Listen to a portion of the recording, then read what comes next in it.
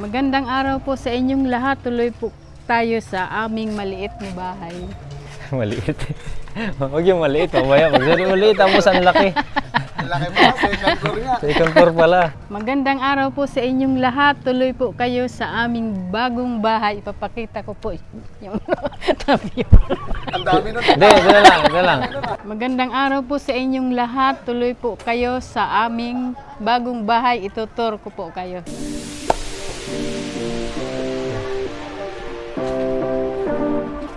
Ito po yung aming main door. Papasok na po tayo. Yeah. Palit ako ng tsinelas. Tara. Ikaw, magtanggal ka rin ng tsinelas. Ito po yung aming maliit na sala. Yan, sala natin. Yung simpleng sala namin. Yan, meron tayong mga ano rito. Ito yung ano natin, kumbaga, ito yung mga sofa natin. Simple lang, mga mumurahin lang yan. Hindi yan mga tipong pangyayamanin. Dito muna tayo sa, ito yun naman yung aming kainan. Kainan.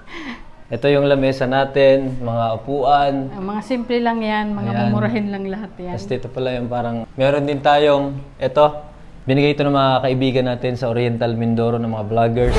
So binigay sa atin nung nag 5 million followers tayo sa Facebook. So dito na natin nilagay sa bahay. Tapos yan, meron din gold si mama dito. Mayaman pala si mama. Bago ko pala ituloy ay papakita ko muna sa inyo ang picture ng bahay nung kinoconstruct pa lang to nung 2022. Nakalimutan ko pala sabihin na nagmamayari pala si mama ng gold na nagkakahalaga ng milyon-milyon. So merong gold si mama. Ito pinakamahal.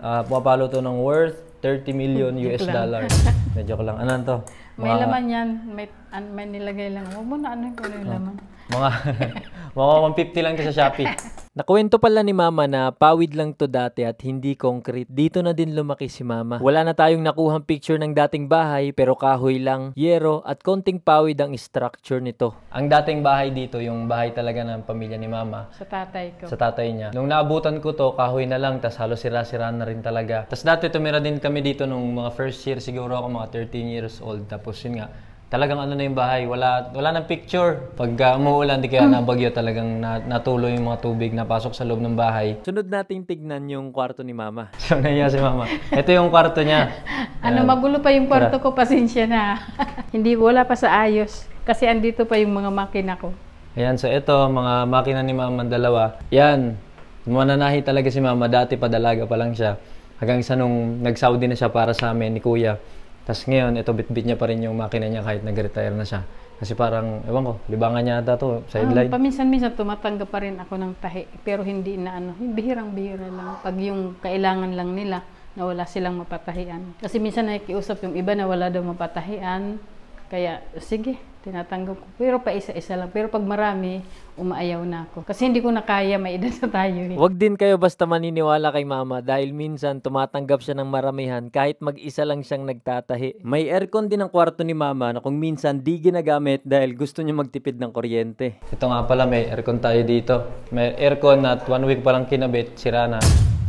Dito naman tayo sa maliit na kusina ng bahay. Tapos ito naman yung aming kusina. Maliit lang yung kusina namin. Kasi pang ano nga lang, parang isang tao. Oo, maliit lang talaga. Ako lang kasi halos nakatira dito sa bahay. Yun, pag napunta si Lucky, yun, saka dumadami. Pero malimit, mag-isa lang ako. Tapos minsan may mga pamangkin din nandito. Nakakalungkot nga lang din minsan dahil kahit gustuhin ko man samahan ng nanay ko, ay kailangan kong lumayo para mabigyan din siya ng maayos na buhay. Tapos yun, ito, maliit lang talaga. Yan yung mga gamit-gamit dito. Nandyan na ang mga ingredients at kung ano-ano pa. Kasi minsan kumukuha ako ng kasama ko sa bahay, lalo na pag di ko na kayang trabaho. Minsan kasi nagkakasakit ako. Hindi minsan, madalas siya nagkakasakit. Hindi ko alam. Itong nakaraan taon, ngayon taon, lagi siya nagkakasakit. Sa isang linggo mayroon talaga. Pag mawala, babalik na naman. Kaya minsan kumukuha talaga ako ng kasama, lalo na sa farm, di ba? Umaga at hapon, pumupunta ako doon para pakainin yung mga manok at saka yung mga tanim ko, inaalagaan ko. Siyempre, meron din tayong rep. Ayan. Pakita na natin. Yan. Lucky Day, lagi kong iniinom. Lagi nating iniinom sa mga video natin. Kahit nasan tayo, nag-laptop. Inom ulit tayo. Lucky Day, baka naman. Hindi pala to sponsored ng kopi ko. Pero mga 2 years na ako umiinom nito. At malay natin, mag-reach out yung kopi ko.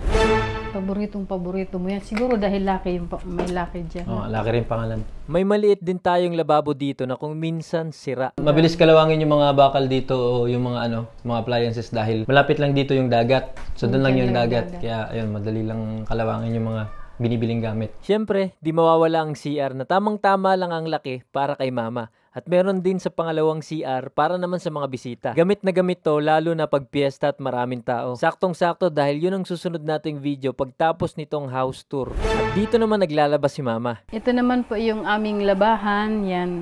Ngayon, maraming labahan dahil marami kami ngayon. Oh, kasi hindi Team King Lux, tas yung mga boys, alam niyo naman, ang daming Maraming labahan lagi. ngayon. At syempre, sa probinsya, hindi kompleto pag walang Puso.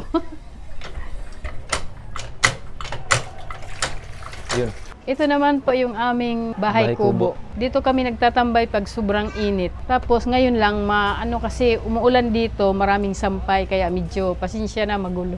Yan yung itsura ng bahay sa gilid. Ayan, may bayabas din dito. Uy, may bayabas din pala rito. Yan, hindi ko pinaputol yan na bayabas kasi minsan kumukuha kami dyan ng bayabas. Maraming puno dati dito. Nung di pa nga nagawa ang bahay, ay may mga puno din to sa paligid. Gusto ko kasi mapuno yung bahay ba? Gusto ko yung Maganda nga maraming- yun, para Gusto malamig ko din. maraming punong kahoy. Tapos mga katagalan magkakaroon ng mga ahas. Ito pala yung mga tanim na halaman ni mama. Ito naman po yung sa may bandang side namin, yun may tanim pa rin ako. Dahil mahilig nga ako magtatanim kahit kunti na lang yung space, talagang tinataniman ko pa Daming rin. halaman si mama. Meron yan yung isa mulberry, ayun may bunga Ayun, na. meron oh. Timing naman na may bunga pa atang mulberry. Sa mga di nakakaalam, yan ang itsura niya. 1, 2, 3. Matamis siya. Ito kasi si mama napakahilig sa mga halaman. So marami siyang mga tanim na mga iba't ibang klaseng mga halaman. Tapos doon din sa maliit na farm niya, meron din gulay, no? Mga gulay, may kambing, may manok.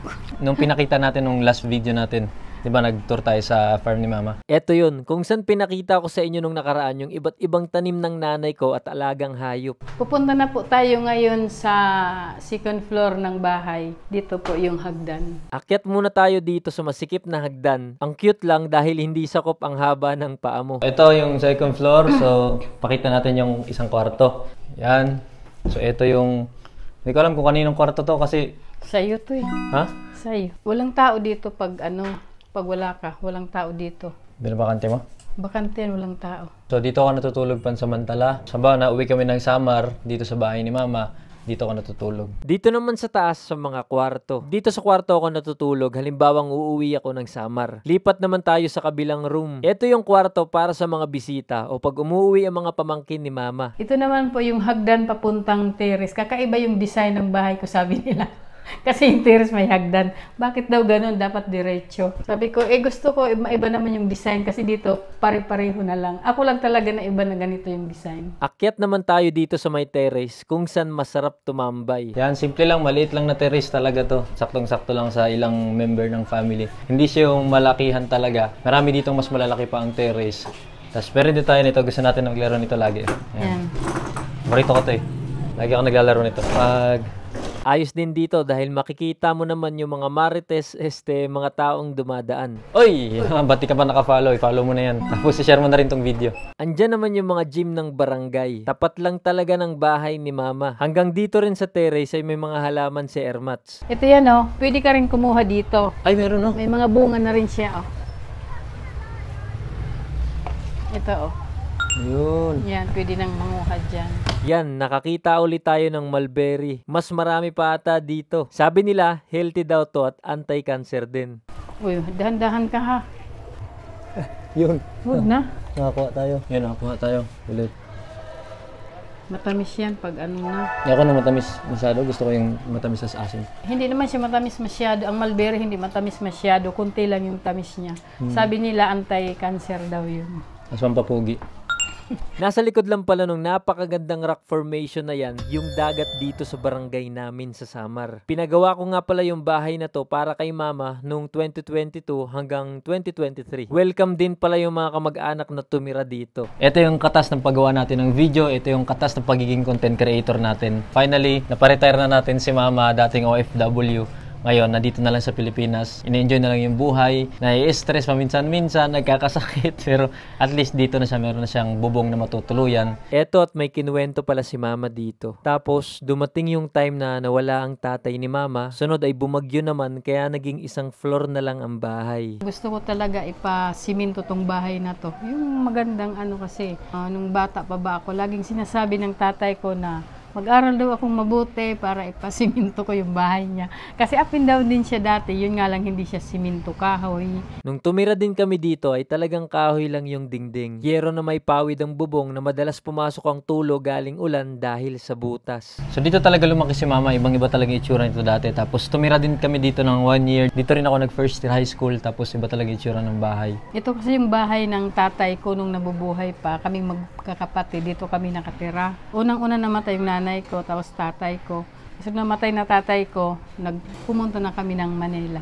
Napagsapalaran. Doon na kami nakipagsapalaran. Tapos yun, na-meet niya si Papa, tapos pok! Ito na si King Lock sa harapan ninyo. Ito yung sinasabi ko sa isip ko dati, lalo na nag-aaral pa lang ako. Sabi ko, one day, makapagawan ko rin ng bahay si Mama. Tapos ito na nga yung nangyari. Kala ko dun sa pagsisiman, dito pala sa paggawa ng mga video, pagbigay ng mga good vibes o kahit anong mga video. Sa ilang years na natin, pagiging content creator, ito na paggawa na natin ng bahay si Mama at isa yun sa mga, kumbaga, proudest feeling sa sarili ko. Kumbaga, fulfillment and achievement sa pamilya ko na yun.